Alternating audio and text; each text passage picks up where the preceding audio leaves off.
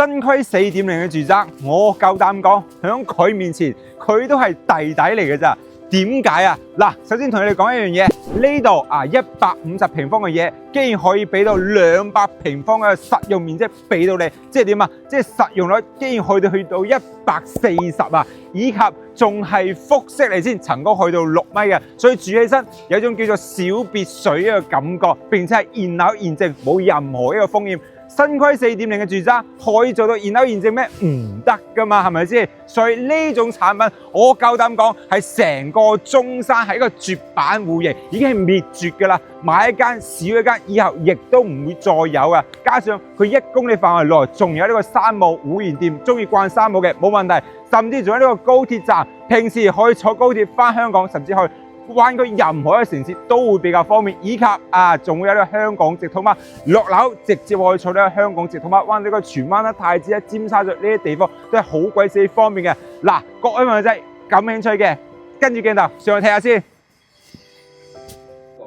OK， 咁上到嚟啦。嗱，同大家講下呢啲戶型係成個中山都已經係揾唔到㗎，可以講係滅絕嘅一個產品嚟㗎。所以咧，買一間少一間，以後亦都唔會有再有呢啲產品㗎。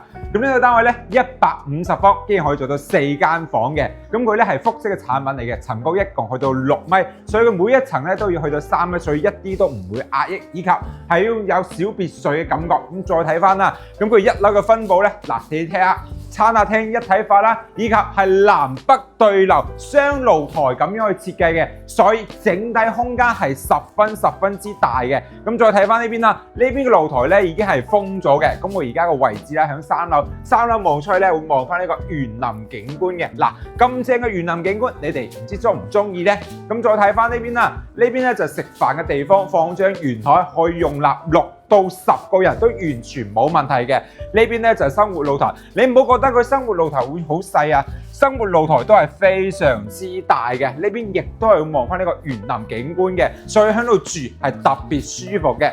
咁呢邊咧就廚房位置啦，做咗個中島台嘅，以及 U 型咁樣嘅設計，並且都係帶窗嘅。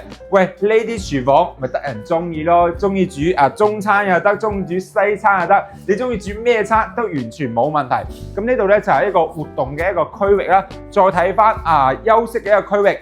嗱，咁佢1樓嘅分佈咧，一共係3間房嘅。咁呢邊咧就係呢個公衞呢個位置啊，乾濕分離嘅洗手間啦。咁呢邊咧就第一間房間房咧都唔會細㗎嚇，各位朋友仔。咁呢個咧就3邊落床啦，以及望翻呢個園林景觀嘅整體空間採光都係 OK 嘅。咁再穿過呢一度咧，咁佢呢度就設計咗做咗一間嘅大套房，以及衣帽間梳妝台。咁呢度咧採光面咧亦都係非常之好嘅。咁再睇翻啦，呢度咧就你平時瞓覺嘅地方啦，真係大到有啲誇張，放張2米嘅大床都有咁大嘅空間，嗰個射空間真係大到有啲離譜啊！呢邊咧亦都係望翻呢個園林嘅景觀啦，視野唔知你哋又中唔中意呢？各位朋友仔，嗱，呢啲叫咩啊？豪宅嘅標配啊！嗱，穿入去咧就係呢個洗手間啦，然後再入翻去咧就係呢個浴缸啦。喂！平時中唔中意浸下㗎？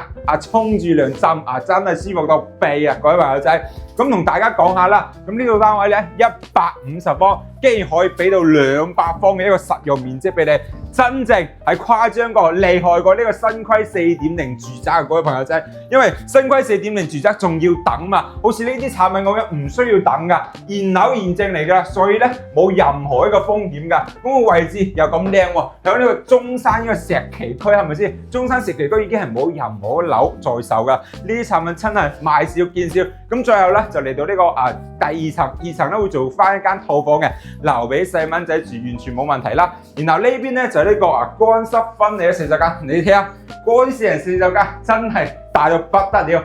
嗱，各位朋友仔咧，單位咧就已經睇完啦。如果你哋感興趣嘅話，記得私信我或者評論區3個6，我發啲資料俾你睇。